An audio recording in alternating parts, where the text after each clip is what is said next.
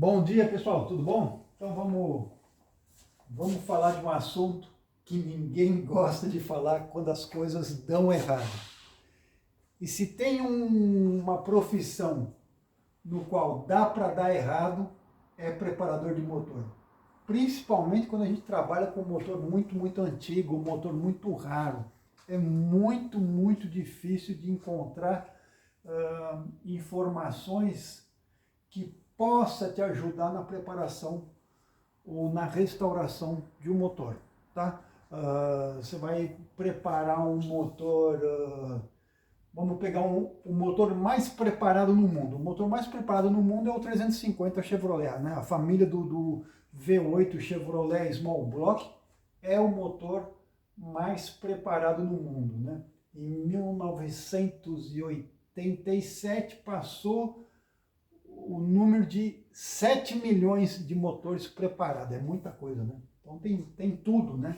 Então você tem muita informação, isso é muito legal. Mas quando você trabalha com um motor raro, ou um motor que ninguém prepara, ou um motor muito antigo você não quer nem preparar, mas você quer restaurar da melhor forma possível, nem sempre é possível encontrar informação válida. O que eu digo informação válida? Não adianta nada alguém te falar, assim, olha, a ordem de ignição é essa, ele tem 4 cilindros, o curso é isso, o diâmetro é isso.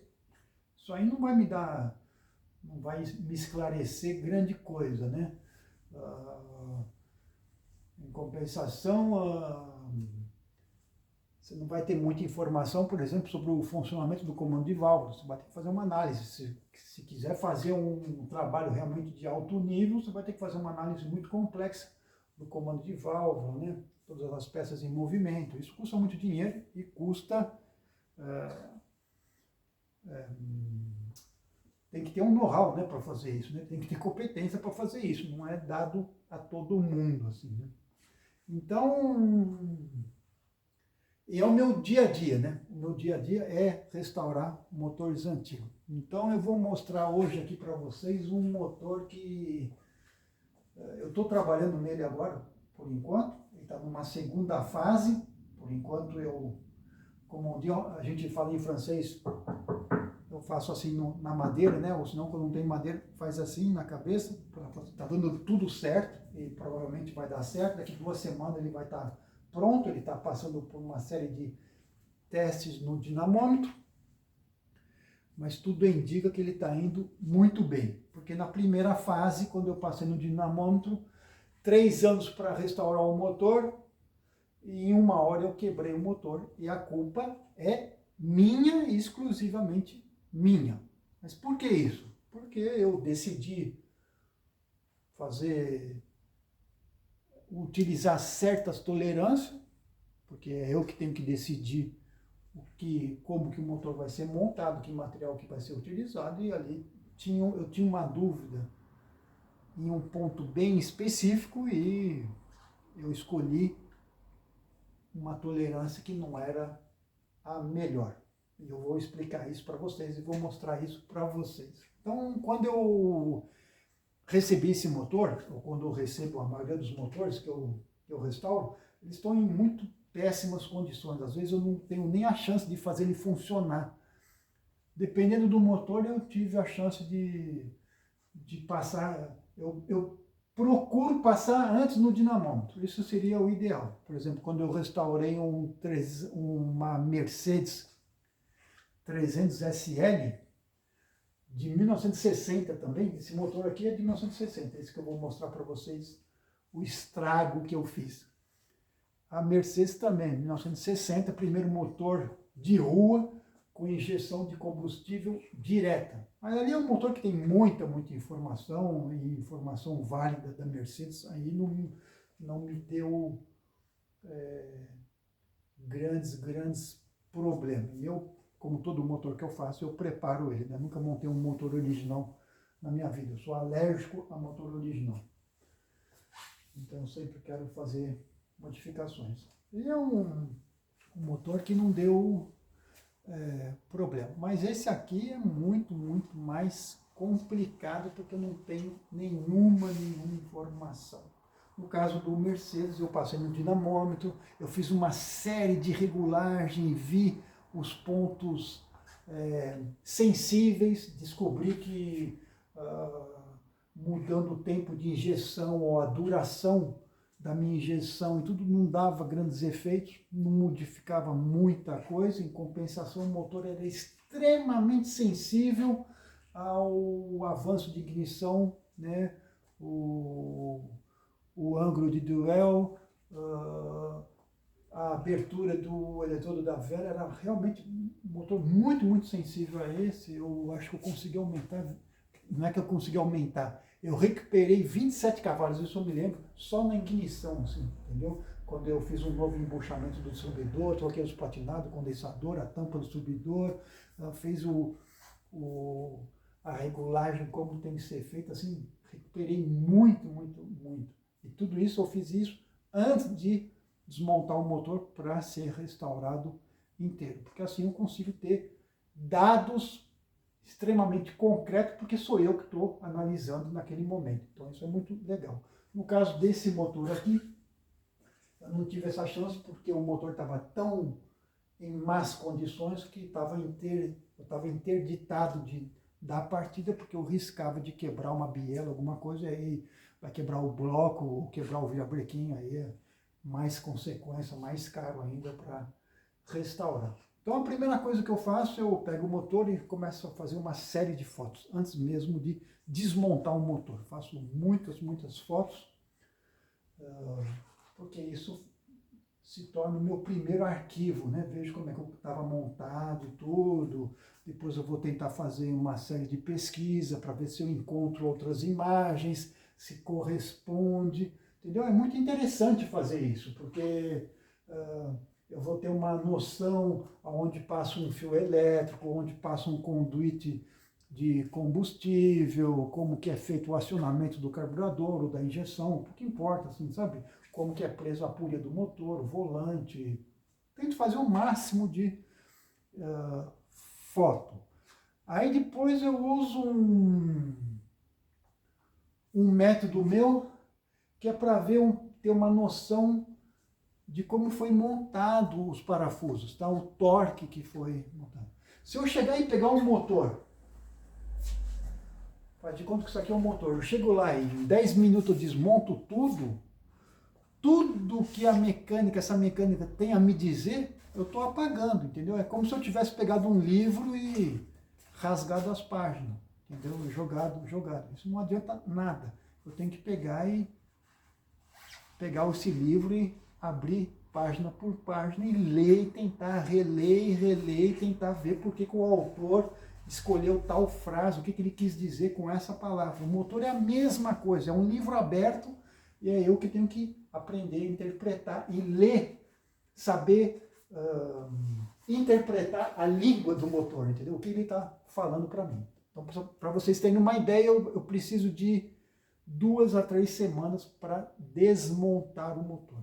E aí eu vou analisar peça por peça. Essa é uma primeira parte, tá? Uma primeira parte. Então, vou dar um exemplo simples. O que eu faço? Que eu vou pegar um parafuso, vou colocar aqui.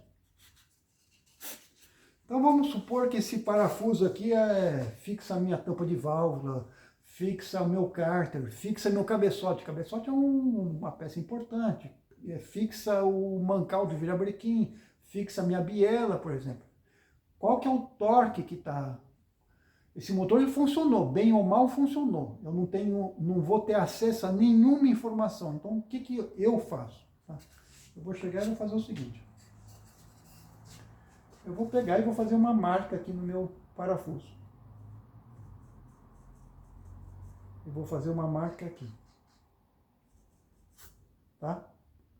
Eu vou pegar uma chave e vou desparafusar isso aqui. Desparafusei. Pega minha chave, meu torquímetro, dou um valor.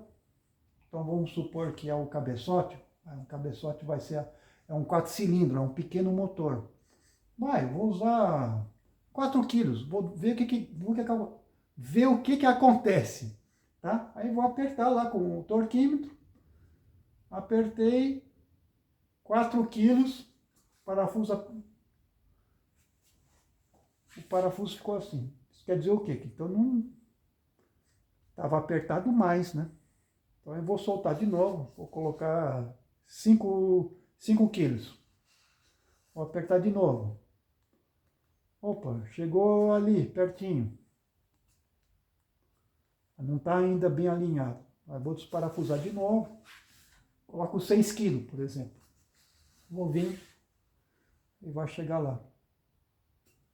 Opa, é uma primeira ideia. Não é um método infalível. Longe disso, porque o meu parafuso está sujo, está enferrujado, está muito tempo lá. Mas vai me dar uma primeira ideia. Tudo isso eu vou anotar. Se eu chegar e pegar o cabeçote, desmonto, não faço absolutamente nada, jogo todos os parafusos no chão lá e tudo numa caixa. E qual que é o torque que eu vou dar? Ninguém vai me dizer. Não é o fabricante de junta de cabeçote que vai me dar. Eu não vou encontrar um fabricante de junta de cabeçote, porque eu vou ter que fazer uma junta de cabeçote sob medida, eu vou ter que fazer um pistão sob medida, casquilho sob medida, válvula sob medida. Entendeu? Então é complicado. É realmente complicado. Então desmontei tudo, depois eu vou ver, às vezes eu vou encontrar partes do motor que vão estar muito gastas, tem que tentar interpretar o que aconteceu. Por exemplo, um erro muito comum que o pessoal faz, desmonta uma bomba de óleo e a bomba de óleo está gasta. Tá cheio, na tampa assim, tá cheia de marca, assim, sabe? O rotor que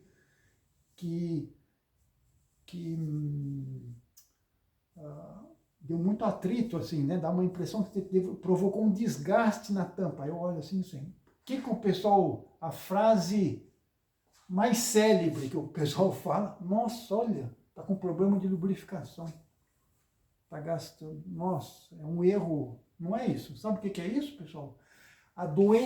Uma doença que todo preparador de motor tem, pressão de óleo muito alta. É isso que provoca isso. A pressão é tão alta que o eixo vai começar a trabalhar, ele vai ter um desvio, entendeu? E aí o rotor, em vez de estar trabalhando bem paralelo assim, ele vai começar a trabalhar assim. E aí ele vai desgastar a tampa, assim, desgasta. Né? Isso é um problema muito comum, né? Mas isso eu vou falar em outro vídeo. Isso é uma doença crônica, né, de quem faz motor. E tem gente que acredita que quanto mais pressão de óleo, melhor é, né? E ele não sabe todo o mal que ele está fazendo para o motor, né? Mas isso, às vezes, o pessoal tem dificuldade para entender, e não é um desconhecido como eu que vai conseguir te convencer que você está errado querendo utilizar uma pressão de óleo muito alta. Né?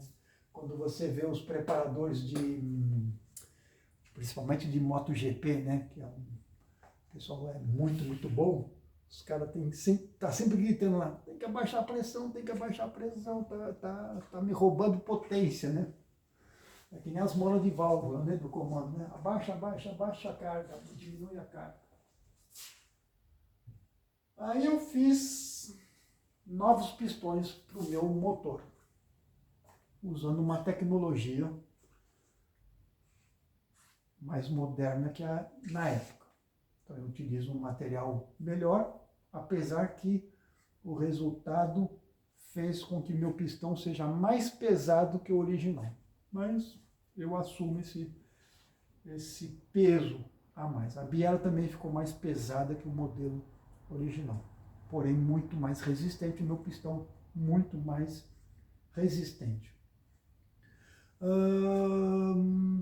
O anel, o primeiro anel e o segundo anel, 2,5 milímetros de espessura. Esse aqui tem 0,9 milímetros. Então, ele me rouba muito menos potência. Né? Então, é bem interessante. Então esse motor virou 3 anos, como eu disse, para restaurar ele. E em 1 hora o André estragou o motor. É duro, né? Chegar aí e falar para o chefe, deu errado. Mas tem que assumir as consequências. Todo esse desenho desse pistão fui eu que dei. Todas as dimensões do casquilho fui eu que dei. A válvula, a mola, o comando, tudo. Então, são meses e meses e meses de trabalho. E demora muito tempo, pessoal. Demora muito tempo. O comando de válvula demorou 8 meses para fazer, tá? É muito tempo para chegar a um perfil, para chegar a um material que a gente vai utilizar, quem que vai usinar para a gente. É complicado. O comando foi feito aqui mesmo na Bélgica. Os pistões foram feitos nos Estados Unidos, os segmentos no Japão e o pino do pistão na Austrália. Então é tudo diferente. Não é nenhuma adaptação, tá? É feito sob encomenda mesmo. Então, olha como é que está o pistão depois de 1 hora de funcionamento. Esse é o pistão número 2. É um pistão, um pino com um acabamento DLC, então diminui o atrito. Como tudo na mecânica tem as suas vantagens, tem os seus inconvenientes usar esse revestimento, tá? Tudo na mecânica tem o contra e o a favor, né? Outro detalhe que dá para ver que é bem claro, e é isso que eu digo assim, tem que saber ler o que a mecânica está me falando. Olha só a cor aqui atrás. Aqui eu limpei, tá, pessoal? Aqui foi limpo. Porque esse pistão foi enviado de novo para o fabricante. Mas olha o que está mostrando ali. Aqueceu, né? Aqueceu muito aqui. Aqui é o óleo que queimou. Tá? Então, interpretar o pistão por dentro é muito importante. Por dentro, por fora, é muito importante. Agora eu vou mostrar o pistão número 1, que é aquele que quebrou. Esse é o pistão número 2, pistão número 1 está aqui, essa aqui é a frente do motor. Detalhe muito importante, o pistão número 1 está ao lado da bomba de água. Então, teoricamente, eu digo sempre, teoricamente, deveria ser o pistão que vai ser mais favorizado no processo de manutenção da temperatura, né? No sistema de arrefecimento vai ser o mais favorável, mas não é verdade. Tá? Esse aqui é o número 1, é o que causou o problema. Ele não foi limpo, tá? Ele tá, a única coisa que está aqui de diferente, que a única coisa que eu fiz é tirar o óleo, né, limpar ele um pouco, e eu desmontei o primeiro segmento e eu desmontei o segundo segmento. O segmento de óleo tá ainda montado, né? E ele é o anel de óleo em 3 partes. O modelo original era em uma só peça e era duplo. Tinha um anel de óleo aqui e tinha um anel de óleo embaixo aqui do pino, e a saia era um pouco mais comprida. Tá? Aqui ao lado do admissão, dá para ver que por um trabalho de 1 hora já tem né? Eu passo a unha aqui, já tem um pouco de aspereza, né? Tá um pouco áspero aqui, tá um pouco esquisitão. O pino, vamos ver o pino como é que tá. O pino, olha só, tem 2 zonas aqui que sofreu, né? Ó, dá até para escutar o barulho, ó.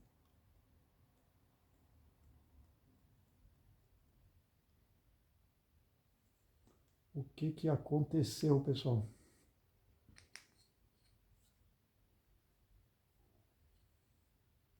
Ó. Então isso é eu que causei isso aqui, tá? e ele furou.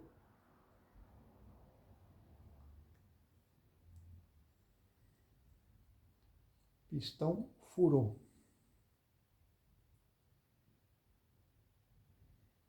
Dá para ver que o resíduo de óleo aqui está preto, né? Então quer dizer que o óleo queimou. Então quer dizer que essa zona aqui da cabeça do pistão subiu numa temperatura muito, muito alta. Muito alta. Ao ponto de fundir o alumínio, que é de uma ótima qualidade, tá? Outro detalhe interessante, quando eu passo o dedo aqui, está bem áspero. Então isso já também quer dizer alguma coisa. Lado de admissão. Lado da válvula de escapamento. É o lado mais quente. E aí que furou. Olha como essa parede aqui está inclinada para baixo, porque com a pressão o alumínio foi todo para baixo. A biela estava toda cheia de alumínio. Olhando aqui, a gente poderia falar assim, olha, o André errou na folga, né, entre a saia, né, entre a lateral do pistão e o cilindro. Muito, muito, muito justo demais. Mas não é isso que aconteceu, tá, pessoal? O erro que eu fiz é que tem uma hora que eu tenho que decidir qual que é a folga entre as pontas dos anéis. E para isso precisa usar uma fórmula. Se quiser um dia eu posso comentar disso. Mas todo bom preparador tem que decidir todas as dimensões do seu motor, né? É algo que tem muita gente que comete o erro de deixar isso na mão do retificador, né? E não é justo, né? O retificador, a pessoa que vai usinar na retífica, ele tem que trabalhar em parceria com o responsável do motor, né? A vantagem de um dono de retífica, dos funcionários da retífica, eles têm muita experiência, porque eles trabalham com todos os tipos de motores, motor agrícola, motor a diesel, motor a gasolina, grande, pequeno, às vezes tem retífica que fazem usinagem para preparadores, então os caras vão adquirindo muita experiência. Então tem que conversar com eles, mas não pode chegar e pega um cabeçote, por exemplo, levar na retífica lá e falar assim, retífica para mim, e pega o cabeçote e monta no motor, isso não existe, tá? Isso não existe. Isso você está montando nas escuras, né? Você não está dominando a tua profissão. Você tem que saber como que ele montou as guias de válvula, como que ele montou a sede, que ângulo que ele usou, qual que é a folga entre válvula e guia, tudo, você tem que saber isso. Tem que saber nos mínimos detalhes. E de preferência é você que tem que dar essas tolerâncias, né? Então, pessoal, aqui o que eu errei foi o seguinte, eu quis, como sempre, eu sempre tento dar uma folga entre a ponta dos anéis do segmento a menor possível. Por quê? Quanto mais menor é a folga entre as pontas dos anéis, melhor eu vou impedir que os gases durante a combustão escapam pelos anéis, né? Então eu vou ter um maior rendimento. O problema aqui é que eu usei uma folga tão pequena que quando o motor estava sob carga e na temperatura, a ponta dos anéis se tocaram. Aí o que vai acontecer nesse momento? Por que se tocou? Porque se dilatou. O anel esquenta e o anel é o melhor elemento mecânico que vai controlar a temperatura do pistão, tá? Porque o pistão sobe de temperatura muito rápido e uma temperatura muito elevada. Por quê? Porque é uma peça muito pequena. Então a combustão vai ocorrer aqui, né? Dentro da câmara de combustão, é um espaço muito pequeno, vai gerar muito calor. Como o pistão é pequeno, ele vai esquentar muito, ele vai esquentar muito mais que o cilindro e o bloco, porque é uma massa muito maior, entendeu? Então, o anel, ele em contato com o cilindro, ele vai transferir esse calor para o cilindro, entendeu? E para o motor, para o sistema de arrefecimento. É uma maneira de controlar a temperatura do anel. No caso aqui, uma vez que eu coloquei ele sobre carga no dinamômetro, infelizmente o anel se tocou, mas ele continua se expandindo, né? Uma vez que as pontas se tocam, o anel não tem mais para onde ir. O que ele vai fazer? Ele vai exercer uma força contra o cilindro. Essa força contra o cilindro, o que vai acontecer? Vai gerar mais calor, porque vai ter um atrito adicional entre o segmento e o cilindro. O que vai acontecer? Ele vai se dilatar ainda mais, ele vai se fechar ainda mais. O que vai provocar? Uma força ainda maior contra o cilindro. É uma bola de neve. Então, é um efeito bola de neve. Então, aumentou. Então, quer dizer que a temperatura aqui do pistão não consegue mais dissipar, porque o próprio anel está gerando ainda mais calor ainda. O que vai acontecer? Está recebendo calor na câmara de combustão, o anel não consegue dissipar esse calor, não só isso, ele está gerando calor adicional. Ele aqueceu e aqueceu justamente do lado do escapamento, da válvula de escapamento, esquentou, e com a pressão da compressão, todo o alumínio foi projetado para baixo, entendeu? E aí eu estava lá eu estava 6.000 giros, de repente comecei a ver fumaça que começou a sair pelo respiro do motor, eu falei, uxa, para, eu sabia que que era esse problema, porque eu tinha colocado uma folga muito pequena de propósito, tá? De propósito. E ali eu errei, então a culpa é minha. Compensação, eu fiz todo um processo de desmontagem do motor, mesmo que seja após 1 hora de funcionamento, tudo foi medido, e aí fiquei muito contente que todo o resto se apresentou muito bem. É muito difícil quando a gente faz casquilho sobre encomenda, é complicado. O casquilho é realmente bem difícil de decidir todo o formato dele, as folgas e tudo isso deu muito bom resultado, as válvulas deram um bom resultado, o comando de válvula deu resultado, então está muito bom. Eu estou ainda com um probleminha de vazamento na bomba de água, mas pelo cárter da bomba de água, provavelmente eu vou fazer um cárter novo, e tudo o resto acho que vai ficar legal daqui 2 semanas. Não a bomba de água, mas os testes finais do motor, nessa nova fase, o motor está mais potente, lógico, e está muito legal. Então eu quis mostrar para vocês, pessoal, que nem tudo dá sempre certo quando a gente vê naquelas séries americanas, né? Que o cara faz o motor, dá sempre tudo certo. Quando é um motor conhecido é muito mais fácil, mas quando é um motor desconhecido é bem mais difícil.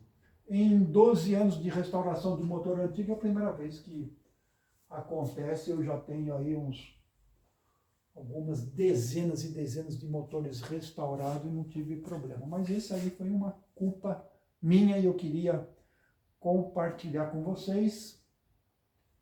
E tá aí, tá bom? Grande abraço para vocês e não se esqueçam, se inscreve aí no canal aí para ele crescer mais um pouquinho. Eu conto com vocês. Grande abraço!